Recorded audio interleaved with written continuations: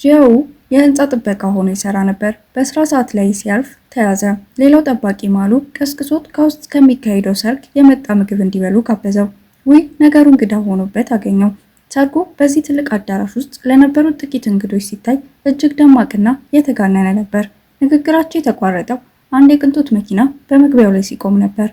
አንዲት ቆንጆ ሙሽራ ከመኪናዋ ስትወርድ ው በቅርበት ተመለከተ። እሷም የመጣችው ብቻዋን ሲሆን አብራት የነበረችው ጸሐፊያ ብቻ ነበረች።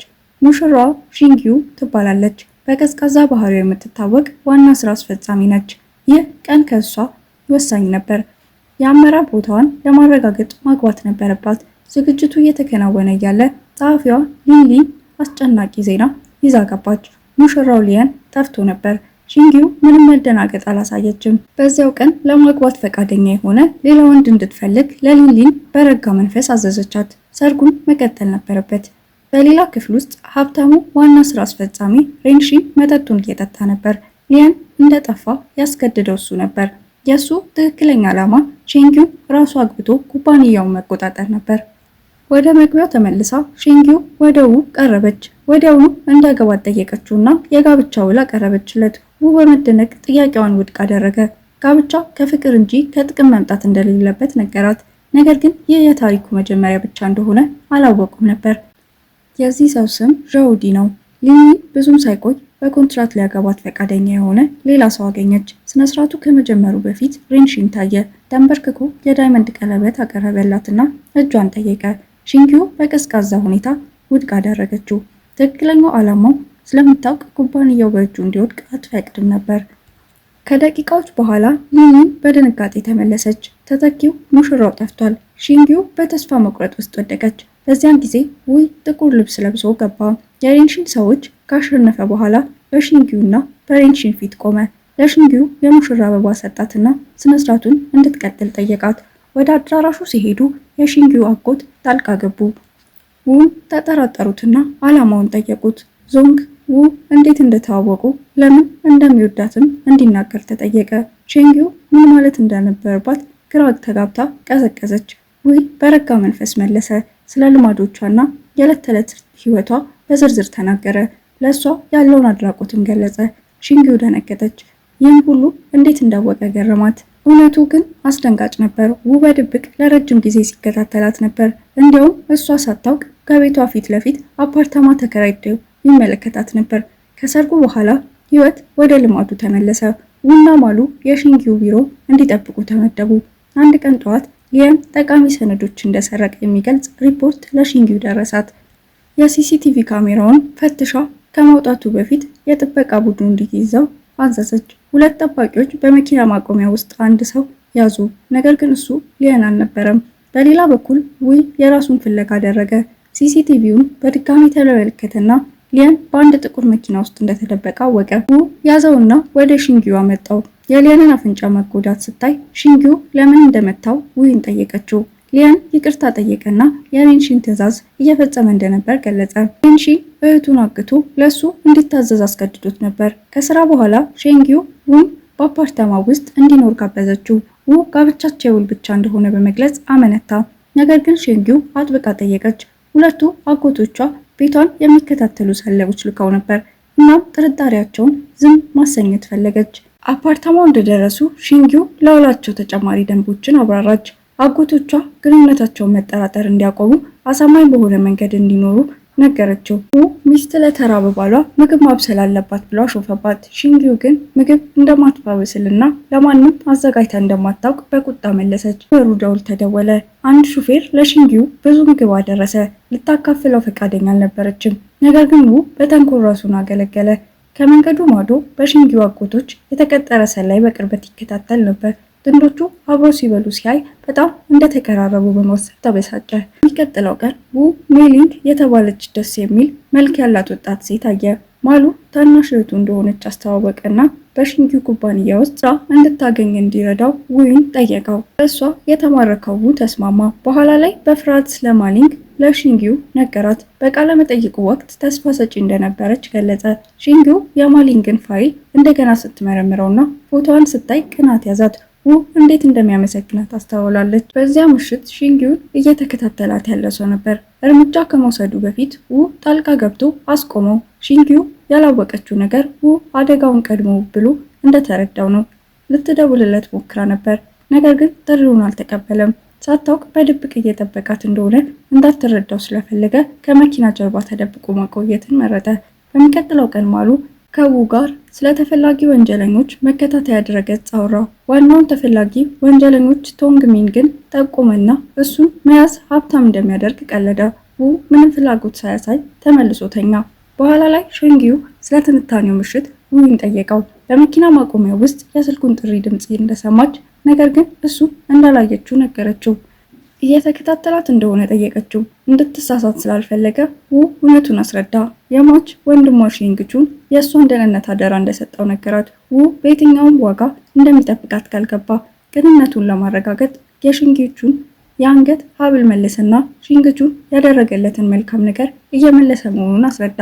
በሚቀጥለው ቀን ሺንጊው በአጎቷ ሺን ቤት ለራት ግብዣ አብሯት እንዲሄድ ውይን ጠየቀችው። ሲደርሱ እንደ ባልና ሚስት ፍቅራቸውን ለማሳየት ሺንጊው የውን እጅ አጥብቃ ያዘች። ስለ አጎቷ ምላሽ ተጨንቃ ነበር።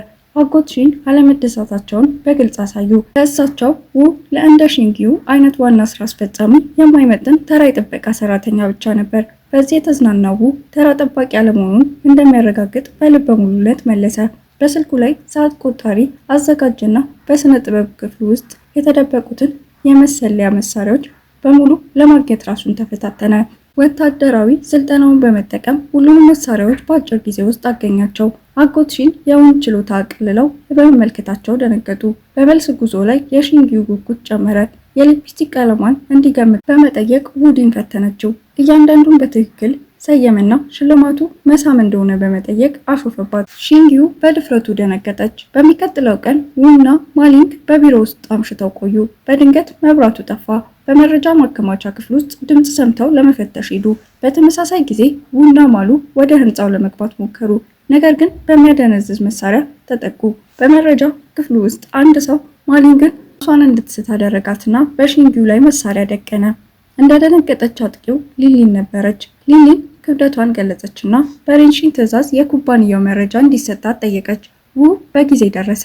ሊሊ ለማታለል ሲል ራሱን እንደ እሳት አስመስሎ ነበር። በራሱ አደንዛዥ መሳሪያ በፍጥነት በቁጥጥር ስር አዋላት። እንዲሁም ሬንሺን በካሜራዎች እንደሚመለከት ስላወቀ ሆን ብሎ የሲሲቲቪ ስርዓቱን እንዲቦዝን አምኖ ተናገረ። ግርግሩ ካበቃ በኋላ ዊል ስልክ ተደወለለት። ደዋዩ ማንነቱን ያውቅ ነበር እና ወደ አንድ ባር እንዲመጣ ነገረው። በተመሳሳይ ጊዜ ሺንጊውን ወደዚያ የሚመራ መልእክት ደረሳት። ዊል ሲደርስ ደዋዩ አሊ የተባለች ሴት መሆኗን ሲያውቅ ተገረመ። እሷ ማን እንደሆነች ለማወቅ ሲሞክር በመጠጥ ውስጥ አንድ ነገር ጨመረችበት። መድኃኒቱ በፍጥነት ስለሰራ ዞረው። አሊ እያሾፈችበት ፍላጎቷን በግልጽ አሳየች። የበለጠ ከመሄዷ በፊት ሺንጊው ደረሰች። ሌላ ሴት ወደ እሱ እንድትቀርብ ስላልፈለገች ዊን ወዲያውኑ ጎትታ ወሰደችው። በአፓርታማው ውስጥ ዊ በመድኃኒቱ ምክንያት ራሱን ለመቆጣጠር ታገለ። በዚህ ሁኔታ ውስጥ እያለ ሺንጊው ሊስማት ትንሽ ቀረው። ራሱን ለማስቆም ራሱን በጥፊ ይመታል። ሺንጊው መሳሙን ስላልጠላች በባህሪው ተበሳጨች። በሚቀጥለው ጠዋት ዊ የሆነ ስህተት እንደሰራ በማሰብ በፍርሃት ተነሳ። ሺንጊው አሁንም እንደተበሳጨች ሆና ምንም ነገር እንዳልተፈጠረ አረጋገጠችለት። በተረጋጋ ድምፅ ብትናገርም ሬንሺን ኩባንያዋን ለመውሰድ የሚያደርገውን ሙከራ እንደማይታይ ስለምታውቅ ተጨንቃ ነበር። በኋላ ላይ ሺንጊው ዊን ወደ አንድ ጠቃሚ ግብዣ አብሯት እንዲሄድ ጠየቀችው። ሲደርሱ ወደ ውስጥ የሚገቡበትን መንገድ በራሱ እንዲፈልግ በተንኮል ነገረችው። በአዳራሹ ውስጥ የኩባንያውን የትብብር ሀሳብ ለአንድ ከፍተኛ የስራ ኃላፊ በማቅረብ ላይ አተኮረች። ሬንሺን የሰረቀውን የሚተካ ተለዋጭ እቅድ እንዳዘጋጀች አስረዳች። ስብሰባቸው በአንዲት አስደናቂ ሴት መምጣት ተቋረጠ። ለሁሉም በሚያስደንቅ ሁኔታ እሷ በብዙዎች የምትፈለግ ኢንቨስተር ነበረች። ይበልጥ የሚያስደንቀው ደግሞ ውዲን በማየቷ በጣም ተደሰተች። ሴትዮዋ ኒያንሺ በእንግዶቹ ፊት አቀፈችው። ውዲ ደነገጠ። እሱ በአንድ ወቅት የግል ጠባቂዋ ሆኖ አገልግሏል። ኒያንሺ ምን ያህል እንደተጠጋችው በማየት የተበሳጨችው ሺንጊው ከአዳራሹ ወጣች። ው ተከተላት። በአሳንሰሩ አካባቢ ከኒያንሺ ጋር ስለነበረው የኋላ ታሪክ እውነቱን አስረዳ። ይህ በእንዲህ እንዳለ ከፍተኛው የስራ ኃላፊ በሎቤው ውስጥ ወደ ሺንጊው ቀረበ። ኒያንሺ በፕሮጀክቷ ላይ ኢንቨስት ለማድረግ መስማማቷን ነገራት። ሺንጊው በደስታ ስሜት ከህንፃው ወጣች። ው ባለሀብቷን በማግኘቷ እንኳን ደስ አለሽ አላት። ይህን ለማክበር ሼንጊው ወይን ለመጠጣት ጋበዘችው። በሌላ የከተማው ክፍል መቀራረባቸውን ያበሳጨው ሬንሺን የሺንጊውን ኩባንያ መረጃ ወዲያውኑ እንዲሰረቁ ለሰዎች አዘዘ። በአንድ የቅንጦት ምግብ ቤት ውስጥ ሺንጊው አሁንም በጥሩ ስሜት ላይ ሆና ውይን አሾፈችበት። ፊቱን ይዛ ማን የበለጠ ቆንጆ እንደሆነ እሷ ወይስ ኒዮንሺ ጠየቀችው። ውይ ደነገጠ። ለሺንጊቹ የገባውን ቃል ትዝ አለው። ፊቱ ተቀያየረ። ጋብቻቸው የውል ብቻ መሆኑን በማስታወስ እንደዚህ አይነት ጥያቄዎችን እንዳትጠይቀው ነገራት። በድንገት የሺንጊው ስልክ ጮኸ። ማሊንግ ነበረች። አንድ ሰው የኩባንያውን መረጃ እየሰረቀ እንደሆነ አስጠነቀቀች። ሺንጊውና ውይ ወደ ቢሮ ተጣደፉ። በሰርቨር ክፍሉ ውስጥ ውይ በጥንቃቄ ፈለገና ሊንሊንን ትናንት ያስቀመጠችውን ፍላሽ ዲስክ አገኘ። ስርዓቱን ሰብሮ በመግባት ጥቅም ላይ ውሎ ነበር። በሌላ ቦታ ሬንሺን እቅዱ እንደከሸፈ ሰማ። በንዴት የውን ስም በኦንላይን ተፈላጊ ወንጀለኞች ዝርዝር ውስጥ እንዲገባና ለሚያጠፋው ሰው ትልቅ ሽልማት እንደሚሰጥ ለጸሐፊው አዘዘ። በሚቀጥለው ቀን ማሉ የውን ስም እንደተፈላጊ ሰው በዝርዝሩ ውስጥ ሲያይደነገጠ ው ለመንገድ ሮጠ። ነገር ግን ው ተረጋግቶ እና ግድ የለሽ ሆኖ የከሰዓት እንቅልፉን መቀጠል መረጠ። በዚያ ምሽት አሊ ያከብር የተዋወቃት ሴት በድጋሚ መጣች። ውን አስፈራራችውና በተደበቀ መሳሪያ ጠቃችው። ነገር ግን እሱ እያንዳንዱን ምት በቀላሉ አመለጠው። ለው በሚያስደንቅ ሁኔታ አሊ የተደሰተች ትመስል ነበር። እሷም በተፈላጊዎች ዝርዝር ውስጥ ስላለችና በብዙዎች ስለምትታደን ትክክለኛ ዓላማዋ የእሱን ጥንካሬ መፈተሽ እንደሆነ አመነች። እሷ ከሄደች ብዙም ሳይቆይ ብዙ መኪኖች መጡና የታጠቁ ሰዎች ውይን ለመያዝ ዘለሉ። ው አጥብቆ ተዋጋቸው ማሉ እስኪደርስ ድረስ። በአንድነት አጥቂዎቹን አባረሩ። በውጊያው ወቅት ማሉ ተጎድቶ ነበር። ነገር ግን ቁስሉን እያከመ በራሱ ላይ የወጣው የገንዘብ መጠን እንደጨመረ ለው አስጠነቀቀው። ስሙ በተፈላጊዎች ደረጃ ላይ ከፍ ብሏል። ይህም ለምን ብዙ እንግዳ ሰዎችን እንደሚያድኑት ያብራራል። ው አሁንም ግራ እንደተጋባ ነው። ከጥቃቶቹ በስተጀርባ በትክክል ማን እንደሌለ እርግጠኛ መሆን አልቻለም። ይህ በእንዲህ እንዳለ የሺንጊው ሁለት አጎቶች በእሱ አመራር ላይ ተከራከሩ። አንድን ትንሽ ፕሮጀክት ለመጠበቅ ስትል በግዢ ስምምነት ውድቅ በማድረጓ ተበሳጭተው ነበር። ዞንግ በሚቀጥለው የቦርድ ስብሰባ ላይ የሬንሺን ድጋፍ ለማግኘት ማቀድ ጀመረ። በሚቀጥለው ቀን ሬንሺን ከኒዮንሺ ጋር በወደብ ተገናኘ። ስለ ው ጋብቻ ውሸት ነገራትና ኒዮንሺ ሺንጊውን እንድትጠላ ሳመናት። የሚረዳት በመምሰል ወደ ውይ እንድትቀርብ አበረታታት። በኋላ ላይ ኒዮንሺ የሺንጊውን ኩባንያ ጎበኘችና ሆን ብላ ሊየንን እንደ ቢዝነስ ተወካዩ አስተዋወቀች። ከዚያን ጊዜ ጀምሮ ሾንጊን ከእሱ ጋር ለመስራት ተገደደች። ሊየን እንደገና ወደ እሷ ለመቅረብ በመቻሉ ተደሰተ። ሾንጊው ግን ለኩባንያው ስትል ብቻ ታገዘችው። ሊየን በሰርጋቸው ቀን ስለ ተዋት ይቅርታ ጠየቀ። ጓደኝነታቸውን እንደገና እንደ ቢዝነስ አጋር እንዲገነቡ ጠየቀ። ፕሮጀክቱ ምን ያህል ወሳኝ እንደሆነ ስለሚያውቅ ለመርዳት ቃል ገባ። በኒዮንሺ የተላኩ ኬኮችን አቀረበ። ሺንጊው በእንቁላል አለርጂ እንዳለባት እያወቀ በማቅረቡ አመነታች። ቢሆንም ለስጦታው ምስጋና ይሆን ዘንድ አንዱን በላች። ከደቂቃዎች በኋላ ከክፍሉ ስትወጣ ልትወድቅ ለጥቂት ቀረች። ውይ እዚያ እንዲሆን ብትመኝም ወደ ሆስፒታል የተሸከማት ሊየን ነበር። ሺንጊው ስሜቷ ተሻሽሎ ስትነቃ ሊየንን አልጋው ጎን አይታ ደነገጠች። ስለ አለርጂዋ እንደረሳ በመናገር ይቅርታ ጠየቀ። እንደገና አብሮ እንዲጀምሩ ጠየቃትና ከሰርጋቸው የሸሸው ሬንሺን ስላስፈራራው እንደሆነ አስረዳ። ታናሽ እህቱን ታግቶበት ስለነበር ምርጫ አልነበረውም። ሺንጊው በምክንያት ተናደደች። ከዚያም ውይ ምግብ ይዞ መጣ። እውነተኛ እንክብካቤና መጽናናትን አሳየ። መቀራረባቸውን ሲመለከት ሊየን ተመቻቸና ወጣ። እሱ ከወጣ በኋላ ሺንጊው ውዲን ወቀሰችው። ደህንነቷ የእሱ ኃላፊነት እንደሆነ አስታወሰችውና እንደገና እንዳይሳሳት አስጠነቀቀችው። በሌላ በኩል ሊየን እህቱ አሁንም በሬንሺን ታግታ የሚያሳይ ቪዲዮ ደረሰው። በድንጋጤ ተልእኮውን ስላላሳካ ለሬንሺን ይቅርታ ጠየቀ። እህቱን ለማዳን በመጓጓት ሌላ እድል እንዲሰጠው ለመነ። በሚቀጥለው ቀን ውይ ከሊየን ጋር በቢሮ ፊት ለፊት ተገናኘ። ሊየን አሾፈበትና ከማሊንግ ጋር ግንኙነት እንዳለው ከሰሰው። ውይ ስድቡን አልተቀበለውም። ሊየን ለሱ ተወዳዳሪ እንደማይሆን ያውቅ ነበር። በስብሰባ ወቅት ሊየን የሺንጊውን ሰራተኞች እንዲወጡ ጠየቀና ከእሷ ጋር ብቻውን መነጋገር ፈለገ። ውይ ከሌላ ሴት ጋር እንደታየ ነገራትና ታማኝነቱን ቃል በመግባት ሊያታልላት ሞከረ።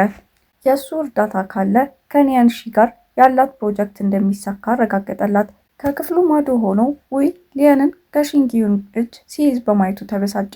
አካባቢውን ለተባይ መፈተሻ በመምሰል አቋረጠችው። ሊያን ተበሳጭቶ ጊዜውን እንዳበላሸባት ከሰሰው። በኋላ በመኪና ማቆሚያ ውስጥ ሊያን ወደ መኪናዋ በመግባት እንደገና ወሼንጊው ለመቅረብ ሞከረ። ነገር ግን ውይ ከፖሊስ ጋር መጣና ቀደም ሲል የኩባንያውን መረጃ በመስረቅ በሞከረው ሙከራ ሊያንን አሳሰረው። የታሰረው ዜና በፍጥነት ለሬንሺን ደረሰ። በንዴት አንዱን የሺንጊው ወሳኝ የኩባንያ ዩኤስቢ ድራይቨር የያዘውን ሁለተኛውን ትልቅ ባለድርሻ እንዲያግቱ ለጸሐፊው አዘዘ። ብዙም ሳይቆይ ሺንጊው አጎቷ ያው ባለድርሻ እንደጠፋ ሰማች። በሚቀጥለው ቀን ማሉ ውይ ቁጥር 1 ተፈላጊ ወንጀለኛ ሆኖ በኦንላይን ሲዘረዘር አይቶ ደነገጠ። ው ግን ማነው በራሱ ላይ ይህን ያህል ዋጋ ያወጣው ብሎ በመደነቅ ግራ ተጋብቶ ነበር። ብዙም ሳይቆይ ውይን ያናወጠ የስልክ ጥሪ ደረሰው። ደዋዩ ሼንጊው እንደታገተች ተናገረና ወደ አንድ ቦታ እንዲመጣ አዘዘው። ውይ ያላወቀው ነገር ማሉ በድብቅ ጥሪውን እንደቀረጸና እንደሚከታተለው ነበር። ውሺንግ ዩን ለማዳን ብቻውን ወደ ተተወ ህንፃ ሄደ። እንደ እውነቱ ከሆነ የጠላፊው ትክክለኛ ኢላማ እሱ ነበር። ምክንያቱም ዋጋውን በተፈላጊዎች ደረጃ አናት ላይ ስለነበር። ከባድ ውጊያ ተከተለ። ቁጥራቸው ቢበዛም ው አጥቂዎቹን አሸንፎ እንዲሸሹ አደረገ። ውስጥ አንድ ሴት ታስራና ራሷ ተሸፍኖ አገኘ። ሺንጊው መስሎት ሊፈታት ሮጠ። ነገር ግን እንደፈታት አቀፈችው። ውይ ወዲያውኑ ተጠራጠረ። ሴትዮዋ ሺንጊው ሳትሆን ለሱ ስሜት ያላት አሊ ነበረች። ከዚያም የተደበቀ ረዳቱ አጋለጠ። ማሉ ከዚህ ሴራ ጋር በድብቅ ከአሊ ጋር እንደተባበረ አወቀ። ማሉ እሱና አሊ የተቃቀፉበትን ፎቶ ለሺንጊው ሲልክ ያው ቁጣ ጨመረ። የተያዘው ማሉ አሊ በገንዘብ እንደደለለችው አምኖ ተናገረ። ውይ ወደ ሺንጊው አፓርታማ ሲመለስ እሷ በንዴትና በቅናት ተቃጥላ ነበር። የጋብቻ ውላቸውን አስታወሰችውና እንደገና ከሌላ ሴት ጋር ተቀራርቦ ካገኘችው ካሳ እንደምትጠይቅ አስጠነቀቀችው። በሚቀጥለው ቀን ሬንሺን ተጨማሪ ድርሻዎችን እንደገዛ ማሊንግ ለሺንጊው ከነገረቻት በኋላ ተጨነቀች። በመጪው የቦርድ ስብሰባ ሬንሺን የአብላጫ ድርሻ ስለሚኖረው የኩባንያው ሊቀመንበር ሆኖ የመረከብ ኃይል ይኖረዋል። ሺንጊው ያንን ቦታ ለማግኘት እሱ በህገወጥ ዘዴዎች እንደተጠቀመ እርግጠኛ ነበረች። ፊት ለፊት ስታገኘው በስልጣን ያለው አባዜ አሾፈችበት። ነገር ግን ሬንሺን ያለምንም መፍረት ወሳኙን ስብሰባ መራ። እንዲያውም ለእሷ በተመደበው ወንበር ላይ ተቀመጠ። ይህ በእንዲህ እንዳለ ውሺንግ ዩሚናውን እንድታስመልስ ለመርዳት እርምጃ ወሰደ። ወደ ባንክ ሄደና በሺንግቹን የተተወውን የደህንነት ሳጥን ከፈተ። ውስጥ ትክክለኛውን ከፍተኛ ባለድርሻ ለማግኘት ማስረጃ ፈለገ። ያንን ሰው ሺንጊውን እንዲደግፍ ለማሳመን ተስፋ በማድረግ ቁልፍ መረጃውን ካገኘ በኋላ ው ከፍተኛውን ባለድርሻ ወደ ቦርድ ስብሰባ መጣ። ስትጨነቅ የነበረችውን ሺንጊው በመጨረሻ እፎይታ ተሰማት። ውይ የአብላጫ ድርሻዎቹ ወደ እሷ እጅ እንደተላለፈ የሚያሳዩ ሰነዶችን አቀረበ። ይህም አሁን ከሬንሺን የበለጠ ቁጥጥር እንዳላት አረጋገጠ።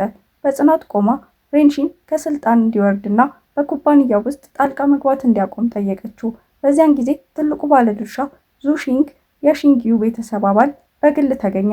የሬንሺንን የአመራር ጥያቄ በግልጽ ተቃወመና ሺንጊው የኩባንያው መሪ ሆና እንድትቀጥል የሚያረጋግጥ የጽሑፍ ውል እንድታዘጋጅ አዘዛት። ታሪኩ ወደ ዊት ትውስታዎች ከሟቹ ሺንግቹን ጋር ወደ ነበረው ጊዜ ተመለሰ። ከዓመታት በፊት በልዩ ክፍል ውስጥ አብረው ሲያገለግሉ ሺንግቹን ዊን ለማዳን ህይወቱን መስዋዕት አድርጎ ነበር። ከዚያን ጊዜ ጀምሮ ዊ የሺንጊዩን ደህንነት በየትኛው ዋጋ ለመጠበቅ ያንን መስዋዕትነት ለማክበር ምሎ ጥልቅ ጸጸት ነበረበት። ትውስታው ሲያበቃ ትኩረቱ ወደ አሁኑ ጊዜ ተመለሰ። በዚያው ጠዋት ማሉ ዊ እንደተገደለ በማመን በሀዘን ተሞልቶ ነበር። ው አሁን ከፍተኛ ዋጋ ያለው ተፈላጊ ወንጀለኛ ተብሎ ስለተሰየመ አንድ ሰው አጥፍቶት ሊሆን ይችላል ብሎ ፈራ። ለድንጋጤው ዊ በድንገት ታየ። የራሱ ፎቶ እንደ መታሰቢያ ሲያገለግል አይቶ ግራ ተጋባ። ማሉ በደስታ ተሞላ። ዊ ያለ ማስጠንቀቂያ በጠፋ ቁጥር ይጨነቅ እንደነበረ አምኖ ተናገረ። ዊ እንዳይጨናነቅ ነገረውና በእውነቱ እሱ ሶንግ ሚንግ ቁጥር 1 ተፈላጊ ወንጀለኛ መሆኑን ገለጸ። ማሉ ደነገጠ። ሶንግ ሚንግ ለረጅም ጊዜ በጣም አደገኛ ተፈላጊ ሰው ተደርጎ ይወሰድ ነበር። ያሉበት ቦታ ሁልጊዜ አይታወቅም። ሆኖም ማሉ እየቀለደ ነው ብሎ በማሰብ ሊያምነው አልቻለም። ብዙም ሳይቆይ ሺንጊው ለውዲ ደወለች። ከኩባንያው ባለድርሻዎች አንዱ የሆነውን የዙ ቺንግን ፎቶ አሳየችውና ከሬንሺን ሴራዎች እንዲጠብቀው ጠየቀችው። እንዲሁም ወሳኝ የኩባንያ መረጃ የያዘ ዩኤስቢ ድራይቭ ለው ሰጠችውና በደህና እንዲጠብቀው አስጠነቀቀችው። ው ወደ ዙቺንግ ቤት ሄደ። ነገር ግን ባዶ ሆኖ አገኘው። በምትኩ እየተከተለች የነበረችው አሊን አገኘ። እሱ ቶንግ ሚንግ መሆኑን አስቀድሞ እንደምታውቅ በመግለጽ እንዲጠነቀቅ አስጠነቀቀችው። ሬንሺን እውነቱን እንደሚያውቅ ገለጸችና ው ንቁ እንዲሆን አሳሰበች። በኋላ ላይ ው ሬንሺን ወደ አዘዘው አድራሻ ሄደ። ባዶ እጁን ነበር ሄደው። የውን ትክክለኛ ማንነት በማረጋገጡ የተደሰተው ሬንሺን ሺንጊውን እንደሚያጠፋት ዛተ እና ሰዎቹ ሲያጠቁት ውይ ዝም ብሎ እንዲቆም አዘዘ። ው መጀመሪያ ላይ ደብዳቤውን ያለ ተቃውሞ ታገሰ። ነገር ግን ከተወሰነ ጊዜ በኋላ መልሶ ተዋጋ። ችሎታውን በመጠቀም የሬንሺንን ሰዎች አሸነፈና እንዳያፈገፍጉ አደረገ። ከውጊያው በኋላ አሊ ሁኔታውን ለማየት በድጋሚ ታየች። ክፉኛ የተጎዳው እሱ ይዛው ትልቅ ሽልማቱን ትጠይቃለች ብሎ ፈራ። በምትኩ አሊ ልትረዳው መረጠች። ለሕክምና ወደ ሆስፒታል ወሰደችው። ሆስፒታሉ ውስጥ ሺንጊው እየተጣደፈች ክፍሉ እንደፈለገች ስታገኝ አለቀሰችና ይቅርታ ጠየቀች። የጥፋተኝነት ስሜት እንደተሰማትና እሱን ማጣት እንደፈራች ገለጸች። ውይ የተኛ ቢመስልም ቃላቶቿን ሰማ። በእሷ ጭንቀት ተዝናንቶና ልቡ ተነክቶ ፈገግ አለ። ሺንጊው አፍራና ተደናግራ እያሾፈባት እንደሆነ አሰበች። ነገር ግን በውስጧ በህይወት በመትረፉ ወደ እርሷ በመመለሱ ተደሰተች። ይህ በእንዲህ እንዳለ ሬንሺን እንዲሁ በጉዳቱ ምክንያት ሆስፒታል ገብቶ መንቀሳቀስ አልቻለም። በሺንጊው ክስ መሰረት ፖሊሶች መጡና በቁጥጥር ስር አዋሉት። ከጥቂት ቀናት በኋላ ው ወደ ስራ ሲመለስ ሲጠብቅ የነበረውን መረጃ በመጨረሻ አገኘ። ቀደም ሲል ማሉን አንድ ነገር እንዲያጣራ ጠይቆት ነበር። የተሰበሰበውን መረጃ ሲገመግም ውይ ነገሩ ካሰበው በላይ ውስብስብ መሆኑን ተረዳ። ፍንጮቹን በመከተል በሺንጊው ላይ የተፈጸሙትን ጥቃቶች ዋና ጠላፊ በተመለከተ ጥርጣሬውን ወደሚያረጋግጥ ሆቴል ሄደ። በሌላ በኩል በጥበቃ ቦታው ሺንጊው ውይን ስትፈልግ በላፕቶፑ ላይ እየመገመው የነበረውን መረጃ አገኘች። ማሉ ከሬንሺን ሌላ ሰው ኩባንያ እያነጣጠረ እንደሆነ አስረዳ። ሬንሺን በእውነተኛ ጠላፊ እንደተጠቀመባት እንደሆነ ጠቆመ። ሆቴሉ ውስጥ ውይ ዋናው ጠላፊ ውስጥ እንዳለ በማመን በከፍተኛ ጥንቃቄ ላይ ነበር። ከውጪ በድንገት አንድ ሰው በስሙ ሶንግ ሚንግ ሲጠራው ሰማ። በጥንቃቄ ገባና አሊ እጆቿንና እግሮቿን ታስረው አየ። ያለምንም ማስጠንቀቂያ ጭስ ክፍሉን መምላት ጀመረ። ው ወዲያውኑ ምላሽ ሰጠ። አፍንጫዋን ሸፈነና አሊ መርዛማውን ጋዝ እንዳትተነፍስ ከለከላት። እንግዳ ድምፅ በክፍሉ ውስጥ አስተጋባ። ማርከሻው ጠረጴዛው ላይ በቀይና በሰማያዊ ኪኒኒዎች መልክ እንዳለ ተናገረ። ው በጥንቃቄ መረመራቸውና ሁለቱም መርዛማ መሆናቸውን አወቀ። የአሊን እጆች ፈታ። ነገር ግን ነፃ እንደወጣች በተደበቀ መሳሪያ ጠቃችው። ው ራሱን በቀላሉ ተከላከለ። ኪኒኖቹ በእሷ እንደተዘጋጁ አስቀድሞ እንዳወቀ ነገራት። ሽታቸው አሁንም በእጆቿ ላይ ነበር። በዚያን ጊዜ አሊ እሱን ይዛ በእውነተኛው ጠላፊ ለቀረበው ሽልማት ልትሰጠው እንዳቀደችው ተረዳ። በሌላ ቦታ ሺንጊው የአጎቷን ሻን ጋር ተገናኘች። ለኩባንያው የገንዘብ ችግር በፈጠሩ ውሳኔዎች አጥብቀው ተቆጣት። ሺንጊው ሙሉ ኃላፊነት እንደምትወስድ አረጋገጠችላቸው። ክርክሩ አጎት ሻን ደረታቸውን ይዘው በህመም እንዲቀሩ አደረገ። ነገር ግን ሺንጊው ከቤት ወጥታ ነበር። በሩ ላይ ሲወድቁ ታናሽ ወንድማቸው ዞንግ እያየ ለሞት ተተው። ዞንግ ለመርዳት ይልቅ ይህ ስልጣን ለመያዝ እድሉ እንደሆነ በማመን በርካታ ተመለከተ። የአጎቱ ሺን ሞት ዜና ሺንጊውን አስደነገጣት እና አዘነች። ቀደም ሲል በነበረው ክርክር ራሷን ወቀሰችና በጥፋተኝነት ተሞላች። ይህ በእንዲህ እንዳለ አሊ በህይወት እንዲያዝ ብዙ የከፈለውን ሰው ዊን አስረከበች። ከሺንጊው ጋር አሁንም በሀዘን ላይ ያለች ከዞንግ ስልክ ተደወለላት። የእሱ ደስተኛ ድምፅ ከሀዘንተኛ ዘመድ የማይጠበቅ የበለጠ አናደዳት። ዞንግ አሁን የአጎት ሺንን ቦታ በኩባንያው ውስጥ እንደሚረከብ ነገራት። ሺንጊው በራስ ወዳድነቱ አዘነች። እንደተጠለፈችም ሲሰማት ለቡ ለመደወል ሞከረች፣ ነገር ግን አልመለሰም። በድጋሚ ሞከረች። በዚያ ጊዜ አሊ የውን ስልክ ብለቦዝ ሁ ሰጠችውና ጥሪውን እንዲቀበል ሀሳብ አቀረበች። ሺንጊው በመጨረሻ ስታገኘው ው የተረጋጋ መስሎ ሁኔታውን ደበቀ። በተመሳሳይ ጊዜ እሱና ሺንጊው ብቻ የሚረዱትን ምስጢራዊ መልእክት በንግግሩ ውስጥ አስገባ። እንድትጠነቀቅ አስጠነቀቃት። ቦስ ሁ ከወጣ በኋላ አሊ ብቻቸውን እያሉ ወደ ው ለመቅረብ ሞከረች። ነገር ግን ውይ ለማምለጥ እድሉን ተጠቀመ። ከእስራቱ በቀላሉ ተላቀቀ። በቢሮ ውስጥ ሺንጊው እና ማሊንግ ሌሊቱን ደህንነት አጠናከሩ። የቦስ ሁ ሰዎች ጠቃሚ ነገር ሊሰርቁ እንደሚመጡ መዘጋጀት በው ድብቅ ማስጠንቀቂያ ምስጋና ማሉ ዝግጁ ነበርና ወርዋሪዎቹን ተዋጋ። በተመሳሳይ ጊዜ ሺንጊው እና ማሊንግ የሚገባውን ሰው ለመጋፈጥ በበር በስተጀርባ ጠበቁ። በግርግሩ ውስጥ ማሊንግ ከወንጀለኞቹ አንዱ መስሏት በስህተት ዊን መታችው። ደህና መሆኑን ለማየት እፎታ ያገኘችው ሺንጊው አቀፈችውና በማሊንግ ምት ምክንያት ያበጠውን እብጠት በእርጋታ ነካች። ሼንጊው ውን ስታስታምም ማሉ በድንገት ገባና ጊዜውን አቋረጠ። በው መመለስ ተደስቶ አጥብቆ አቀፈው። ሺንጊው አጥቃዮቹን በመከላከል ላሳየው ጀግንነት ማሉን አመሰገነችውና እንደ ሽልማት ደሞዙን 5 እጥፍ አደረገችለት። በሌላ ቦታ ዞንግ በዚህ ምሽት በሴራው አካል እንደነበር ተገለጠ። ቀደም ሲል ዊን ካገተው ከውስሁ ጋር ሲሰራ ነበር። እቅዱ በመክሸፉ የተናደደው ዞንግ ታማኝ ጸሐፊውን ተቆጣና ከሺንግ ዩ የኩባንያ መሪዎች አንዱ የሆነውን ዛኦን አግቶ እንዲተባበር እንዲያስገድደው አዘዘ። በዚያ ምሽት ዛኦ ወደ ጣሪያ ተወስዶ ዞንግ በሺንጊዮ ኩባንያ ባለቤትነት የተያዘ አዲስ ፕሮግራም በግሉ ለማምረት እቅድ እንዳለው ገለጸ። ዛኦ መጀመሪያ ላይ ፈቃደኛ አልነበረም። የምርምር ምርቶቹን ማዘጋጀት ረጅም ጊዜ እንደሚወስድ አስጠነቀቀ። ነገር ግን ዞንግ በጣም አትራፊ በሆነ ስምምነት አታሎት ዛኦ በውድ ተስማማ። በሚቀጥለው ቀን ሺንጊዩ ከሟች ወንድሟ ጋር እያዘጋጀች የነበረው ሚስጥራዊ ቴክኖሎጂ ለማስረዳት ለውዲ ደወለች። ውዋንግ ይባል ነበር። ሰፊ አቅም ያለው ፕሮጀክት። ብዙ ሰዎች ውዋንግን ስለሚፈልጉ ሁሉም በጥሩ ዓላማ ስላልሆነ ሾንጊው ተጨነቀች። እንዲሁም የአጎቷ ሺንን ቦታ ስለወሰደው ስለ ዞንግ ያላትን ጥርጣሬ አጋራች። የእሱ ምኞት የቤተሰቡን ንግድ ያጠፋል ብላ ፈራች። በኋላ ላይ ሺንጊው የዞንግን ቢሮ ጎበኘችና ሆን ብላ ዊን እንደ ረዳቷ ይዛው ሄደች። ለምን እንደ ጠራት ስትጠይቀው ዞንግ የውንግን ፕሮጀክት ለመቆጣጠር ፍላጎት እንዳለው በግልጽ አምኖ ተናገረ። ሾንጊውም ሆነች ዊ አልተደነቁም። ይህን አስቀድመው ጠብቀው ነበር። ዊ ዞንግን አሾፈበት። ውዋንግን ለመቆጣጠር ያደረጋቸውን ሴራዎች ሁሉ እንደሚያውቅ ነገረው። በዚያ ጊዜ ዛኦ በቢሮው ውስጥ ስራ በዝቶበት ነበር። ማሊንግ የምርመራ ሪፖርቶችን በፍጥነት እንድታጠናቀቅ አሳሰባት። እሷ ከወጣች በኋላ ካዝናውን ከፈተ። ሚስጥራዊ የውዋንግን ሰነዶች የያዘው ፖስታ ወጣና በግል ቦርሳው ውስጥ ከተተው። ድርጊቱ በሲሲቲቪ ተያዘ። ብዙም ሳይቆይ በዞንግ ቢሮ የዣኦን መልእክት ሲያነብ ፈገግ አለ። ሰነዶቹ አሁን በሱ እጅ መሆናቸውን አረጋገጠ። ስለ ቤተሰብ አንድነት የሚጨነቅ በመምሰል ዞንግ ለሺንጊዩ ሽርክና ቀረበና ስለ ኩባንያው ወደፊት ዕጣ ፈንታ እንደሚጨነቅ አስመሰለ።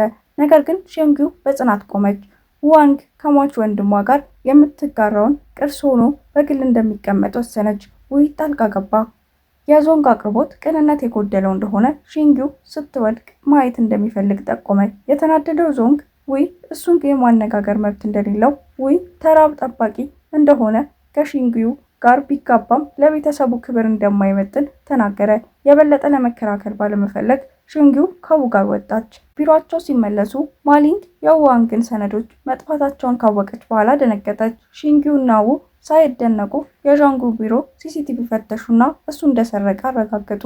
ይህ በእንዲህ እንዳለ ዞንግ ውዋንግን ለማዘጋጀት የሚያስፈልገውን ገንዘብ እንዲለቅ ለጸሐፊው አዘዘ።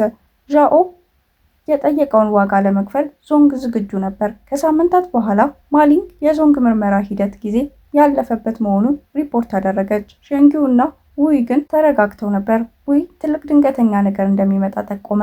እንደተባለውም ዣኦ ወደ ሁለተኛው የዋንግ ፕሮጀክት ደረጃ ሲሸጋገር ችግሮቹ ታዩ። ለዞንግ አቤቱታ አቀረበ። በተሰረቁት ሰነዶች ውስጥ ያሉትን ደረጃዎች ሁሉ ቢከተልም የሆነ ችግር እንዳለ ነገረው። ፋይሎቹ እንደተቀያየሩ ተጠራጠረ። ዞንግ ደነገጠና ተናደደ። ሺንጊዩ እንዳጠመደችው በማመን በንዴት ጦፈ።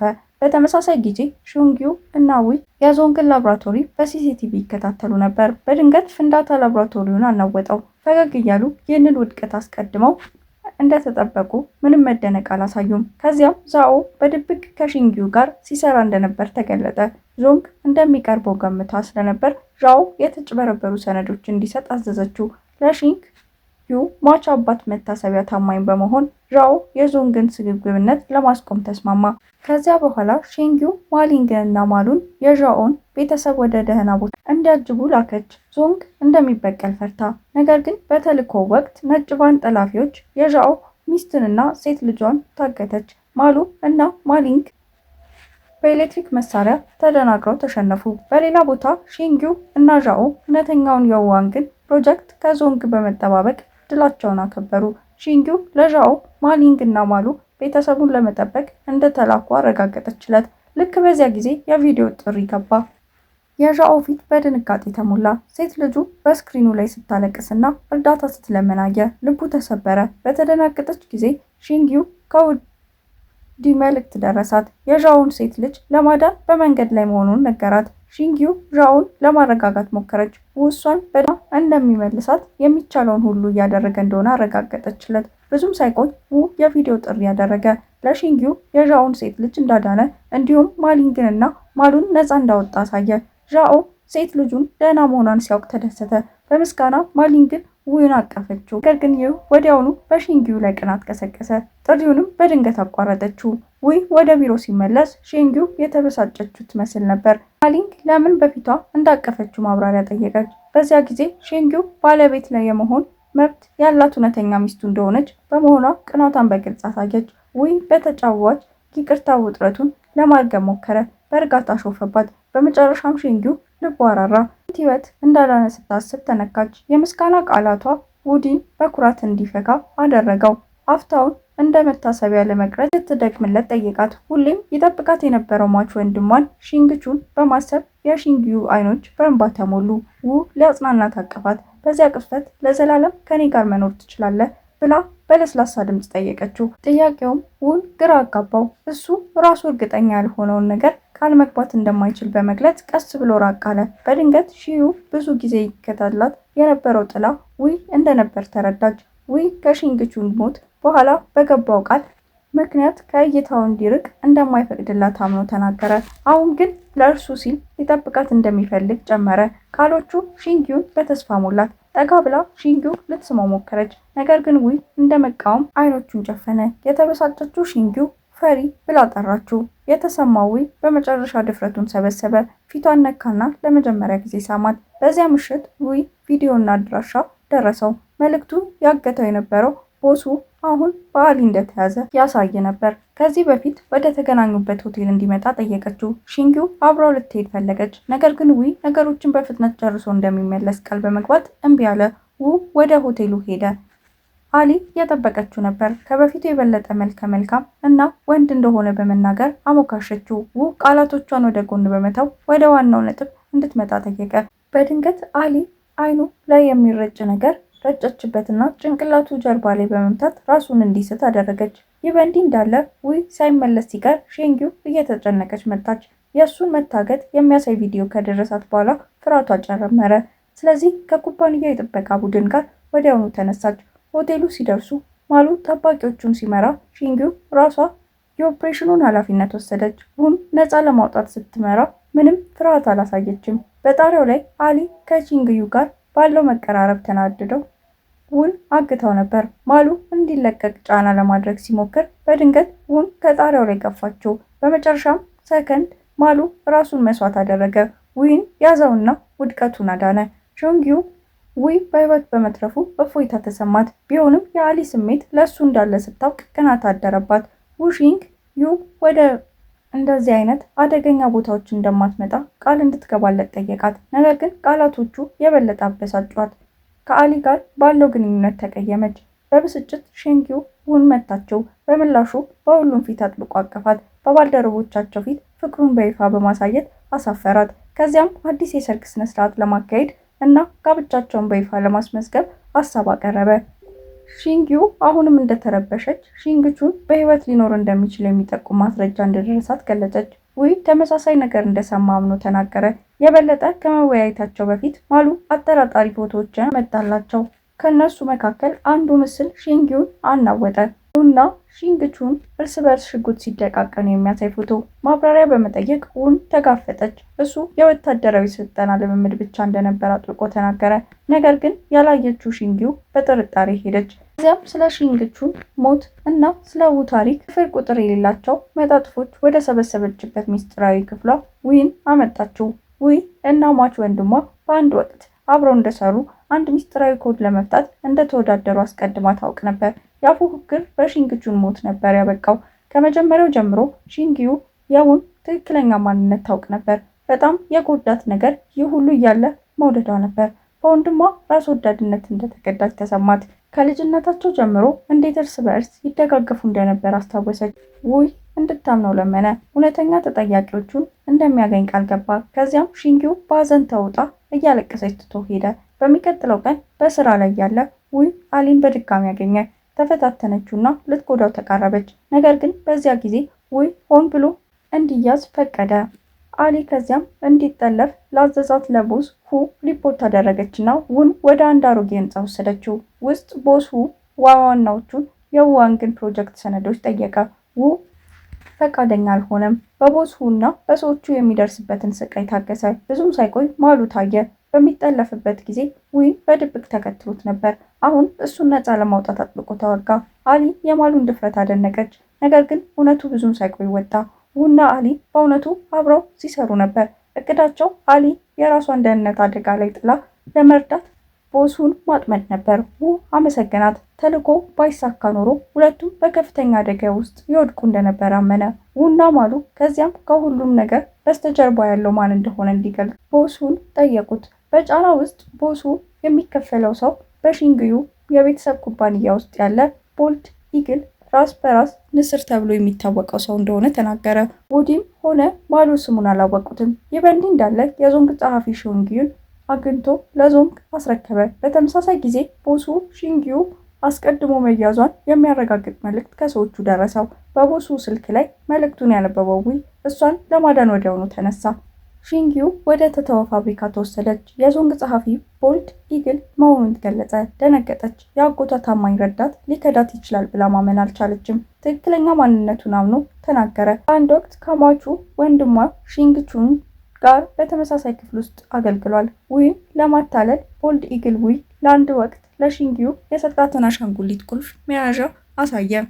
ብዙም ሳይቆይ ወደ ፋብሪካው ደረሰ።